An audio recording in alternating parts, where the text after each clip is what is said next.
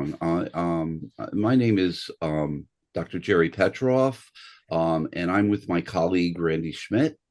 And unfortunately, our third administrator, Amy Schuler, is not feeling well tonight, so she's not going to attend.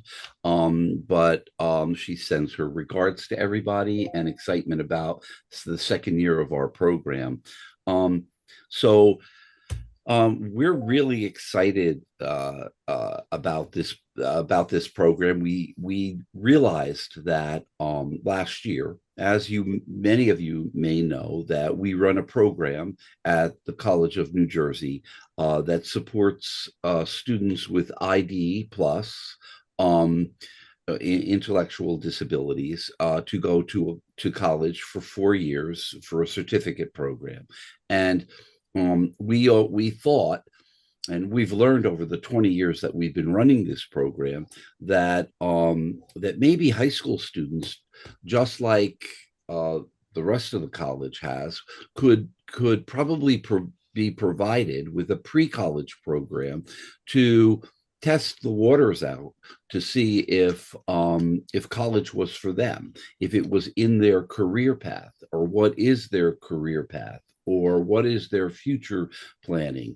And it all fell in line with our partners in this project, the Division of Vocational Rehabilitation, who have been just super in helping us and being partners in developing the content of this program, as well as the implementation. And so we're here for the second year to run this program. So we call it the PCSP, pre-college summer program. That was exactly what it was.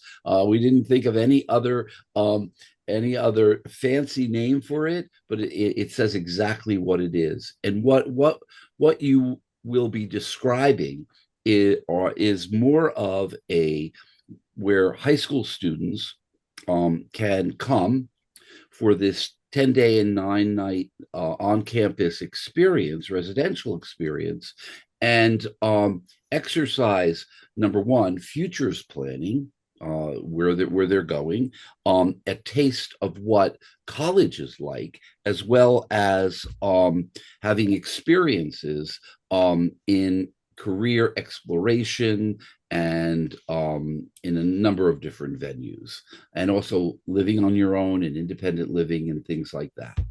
So that's where we are. Randy, I'll let you take the sessions of exactly what the program sessions are. There are 2 sessions. Yep, our first session will go from Tuesday, the 8th of July through the 17th of July. And the second session goes from Monday, the 21st through Wednesday, the 30th. And both sessions will be taking place on the campus of College of New Jersey in Ewing. The move-in will be around in the morning time, midday move-out. And these are the kinds of things that the pre-college summer program will be covering in terms of what the Division of Vocational Rehabilitation Services, their sort of their mission is. Things like job exploration counseling, Mm-hmm. work-based learning experiences, self-advocacy, and person-centered planning, which is a very big cornerstone of the program. Mm-hmm. Um, am I missing anything, Dr. Petroff? No, I think the independent living and self care. What we've experienced from the first session, where there were many of the students who have never been away from home for that long period of time. They had to exercise independent skills that they typically don't do at home, and they had a barometer, so to speak, um, of how that feels. And you'll see we generate a report, which is not an evaluative report, but more of a planning report, to provide to the student and the parent, who can share with the school district to see, hey, if college and post-school outcomes are something that the student wants to focus on, here are some ideas on how they can start doing that while they're in high school. So it worked out well. This is an example of our daily schedule, which is it's pretty packed. These very short, about week and a half, where we'll start off with classes in personal exploration, like what we were talking about with person-centered planning and self-determination. We'll also do some work with college readiness, critical thinking, problem solving, and we'll also do career readiness, in which the students will both have real workplace experience times, but also going off campus, uh, Sahara, come on, going baby. going Where you off going? campus in order to um, see different work sites and different work sectors.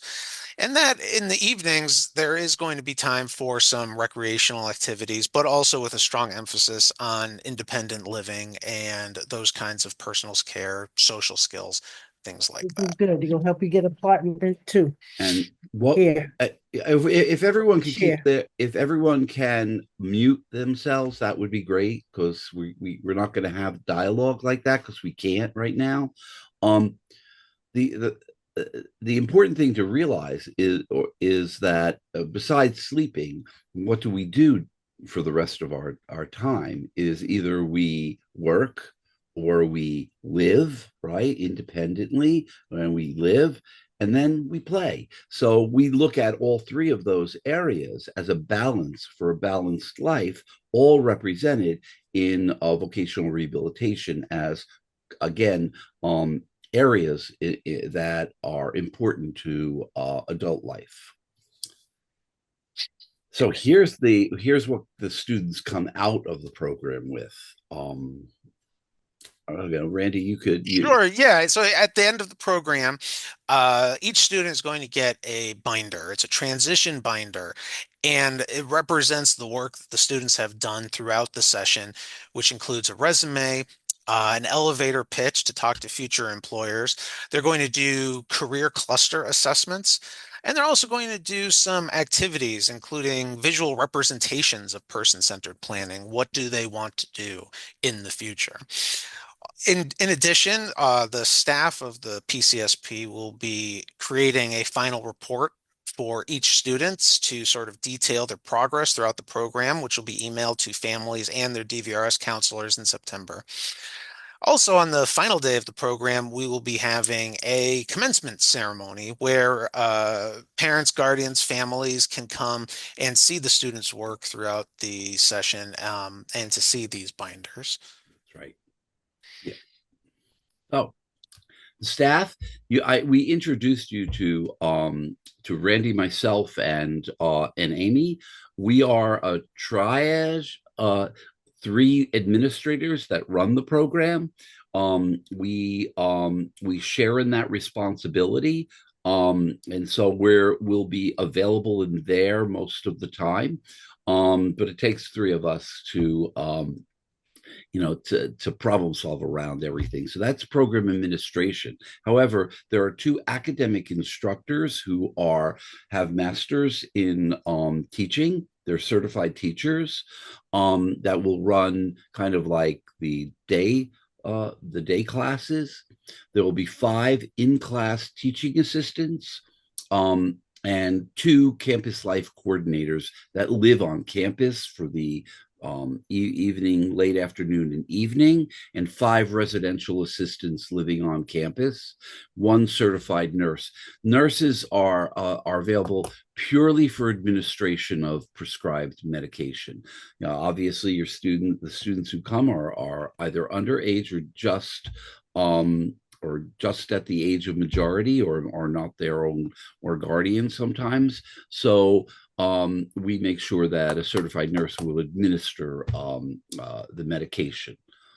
Um, Staff are highly trained and experienced in teaching and mentoring students with IDD.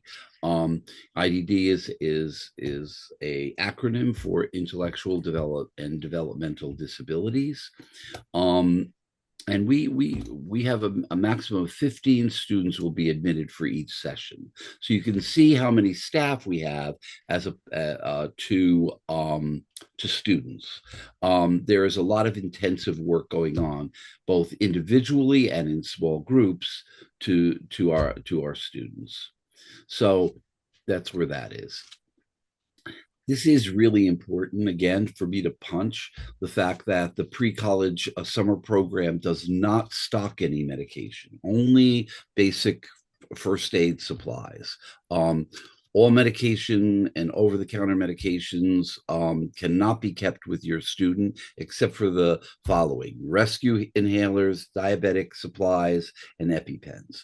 All other medications must be turned into our health team upon arrival in check-in. Students will only be administered medication by nursing staff at the program during the morning and the evening shift. We don't have 24-hour nursing. If an emergency occurs, we call 911. We do have EMTs that are on campus or are dedicated to our campus, and they would be called if a student gets sick. Parents would be called to take them home. Okay, room and board. Go ahead, Randy. You could. Sure, yes. So the students will live with the residential staff in air-conditioned dorm rooms. The dorms are co-ed, but each student will be able to have their own single room, but they will share bathrooms per the floor. The students will have about 3 people on each floor to share a bathroom with. Each of the dorms have refrigerators and microwave ovens, and everybody will be able to have breakfast, lunch, and dinner at the campus dining hall. And it is college food. So Right, for better or worse, it's college better food. or That's for right. worse. Sorry.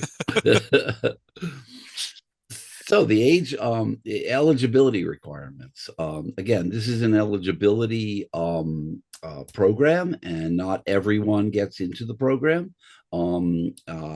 There's an admissions process. We take in a lot of different variables of why. The age within the IDEA transition years, you must be in school. You must be in school, 16 to 21, but receiving school district services to do a pre-college program. Documented intellectual disabilities and or through adaptive behavior limitations that would impact the ability to participate in general post-secondary education. We use the AMR definition of intellectual disability, which is functional in nature, although we we look at what the school district has evaluated. All students are evaluated every 3 years anyway, and so we look at that. Display of sufficient emotional independence stability to participate in coursework and campus and community environment. It's a step different aside from what those of you who are parents who are on that you would expect from the local school district. This is really mirroring what students would receive as reasonable accommodations within a college adult setting. Demonstration of the ability and commitment to accept and follow established student conduct rules. Those are very important, and we go over all of those. And we're very serious about the conduct rules. And presents skills in communication, including basic skills in functional literacy and numeracy, because this is a program that is for pre-college. Pre-college program or post-secondary programming. We continue the ability to conduct daily hygiene routines independently. There is no assistance in maintaining your own daily hygiene routines. This is something that students need to come to independently. Ability and stamina to navigate a college campus. Now, students will not be left on their own wiles to go around the campus like all our college students do. However, the stamina to walk across campus. We're not a large campus at all, but the stamina to do that is critical. And you need to reside in the state of New Jersey. This is a division of vocational rehabilitation funded program, and that says New Jersey funded. So you must be currently enrolled or willingness to enroll with the New Jersey Division of Vocational Rehabilitation. And we have information about how to go about doing that. Everybody must have a DVRS counselor that we work with so that we know that this is not just a vacation of any sort, that our efforts will continue after your student leaves. An individual interest in attending a post-secondary transition program. Um, and that may sound strange for us to say an interest, but a lot of times we find that parents force students, or they make the decision. This is not a decision, a decision that has to be agreed to by both parents and the students that they really want to come here. And we, through our interview processes, we find that out. I saw in the chat that there was questions about the tuition or fees.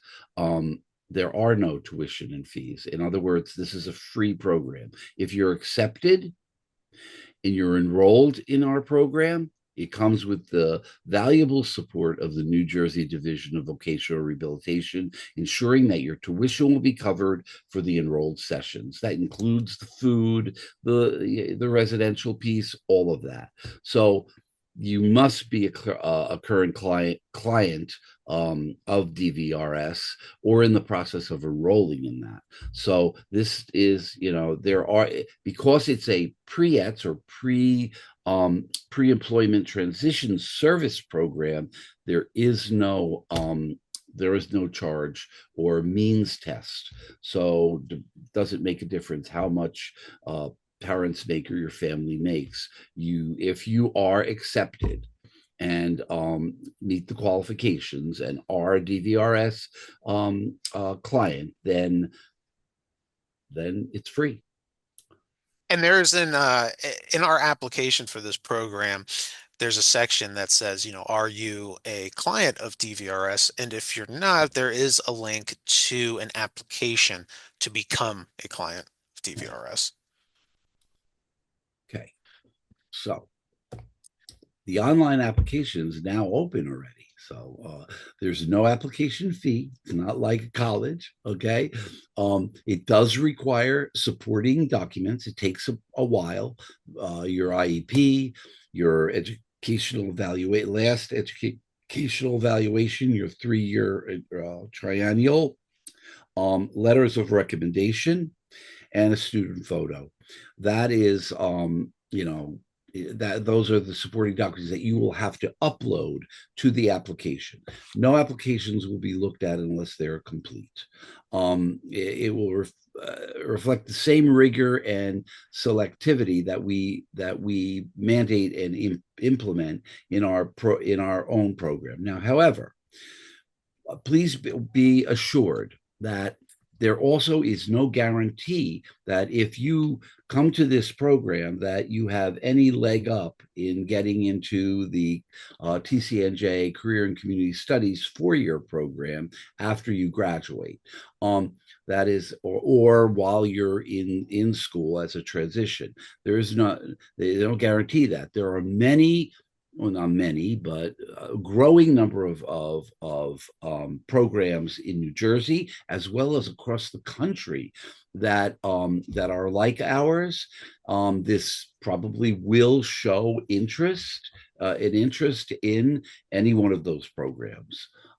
So we can't link those together.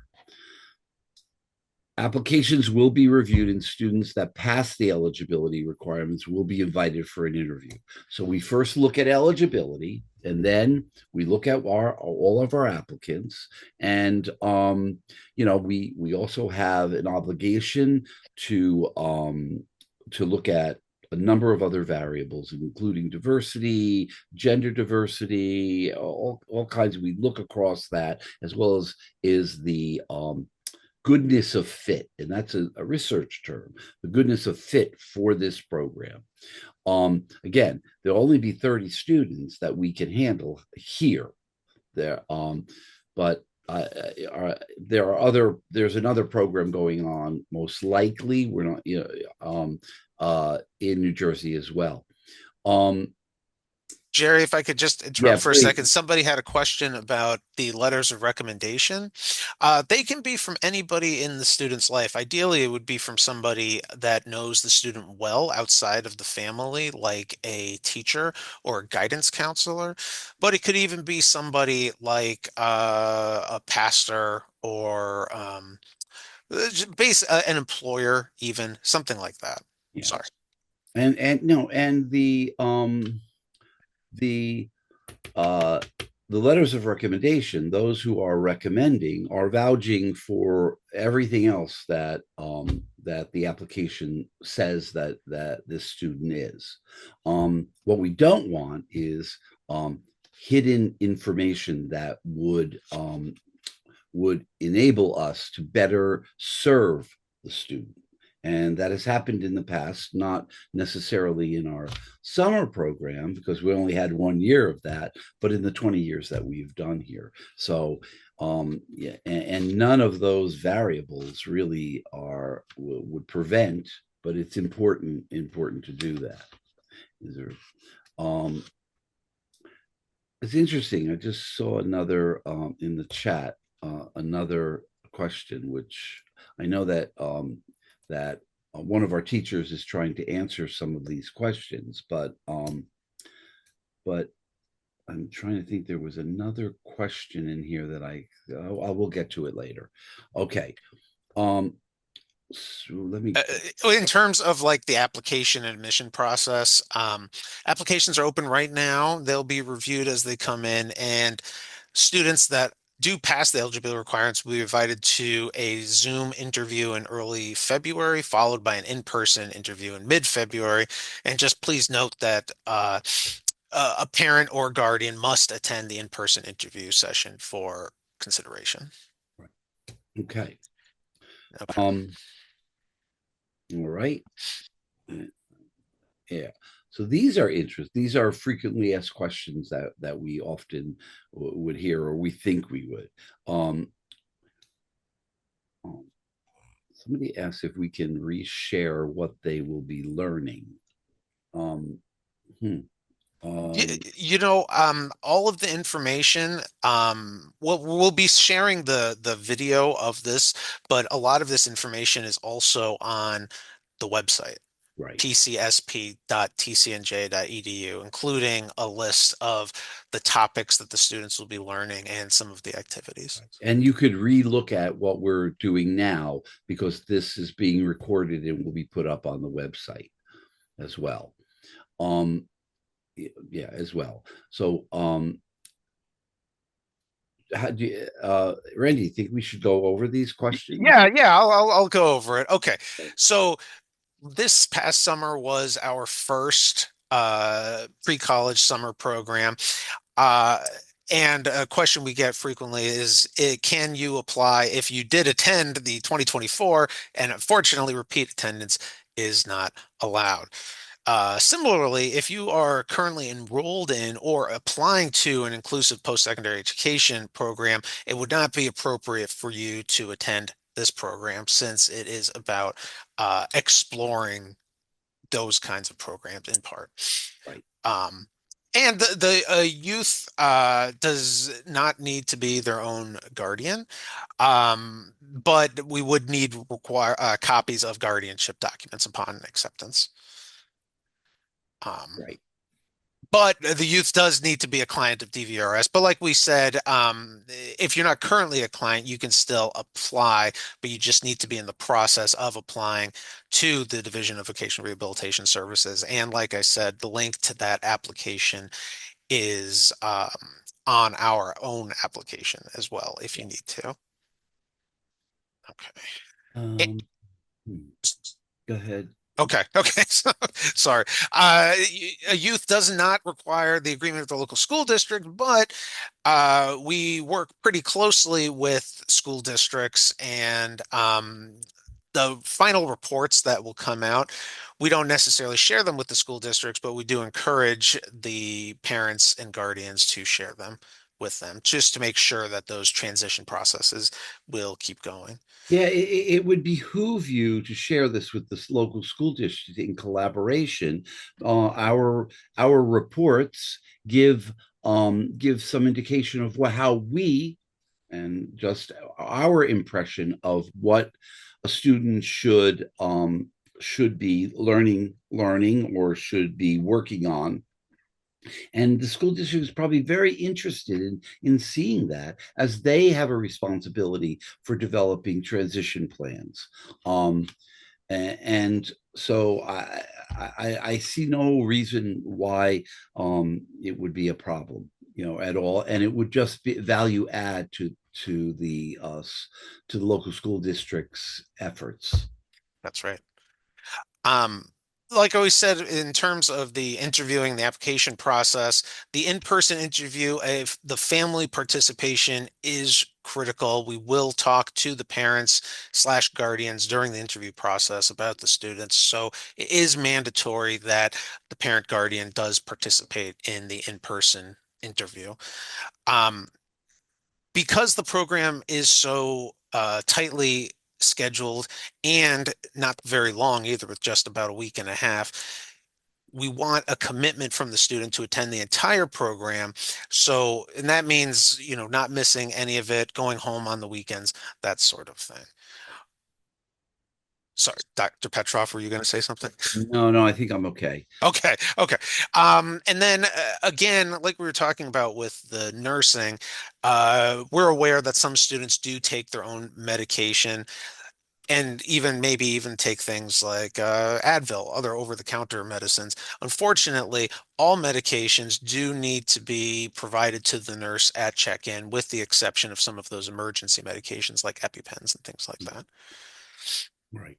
Um, and this next question was asked in the chat, being able to choose the session we want to attend. And yes, that is actually the first question on the application. If you want to choose session one, session two, or either one, it doesn't matter to you. So that is definitely okay.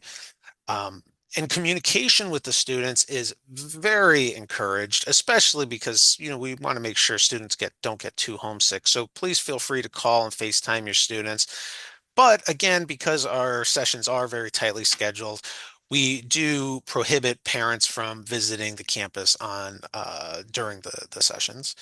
Um, and if there is a case that you don't really want to enroll with DVRS and you would just want to pay for the program, unfortunately, because we work so closely with DVRS, all applicants must be clients or in the process of enrolling with Exactly. the division. And what we are trying to do is promote the collaboration between school districts and DVRS, as in the spirit of the Vocational Rehabilitation Act of 1973. So many times we have seen students not being connected to them, and then not having the access to the services that you pay through government. And that's a shame. And it all has to do with coordination and difficulty of coordination. So we believe that we can be a like a connector of those, and DVRS. And what our experience has been, that our DVS RS counselors are very well trained in following through, helping students in a career path. Okay. Um, so we got a great question in the chat, Jerry, about if a student is already a client of DVRS, do we need to get any document from them for the application process? And the answer is no. You just need to provide the name of the office that you're affiliated with and your DVRS counselor in the application, but that's it. We'll cross-reference it ourselves. Right. Okay. And that was the last question on our frequently asked questions. But that QR code will bring you directly to our application if you are interested. You can also go to our website to see it. Visit us on our Instagram page or email us at pcsp.tcnj.edu, and we would love to answer any further questions that you might have.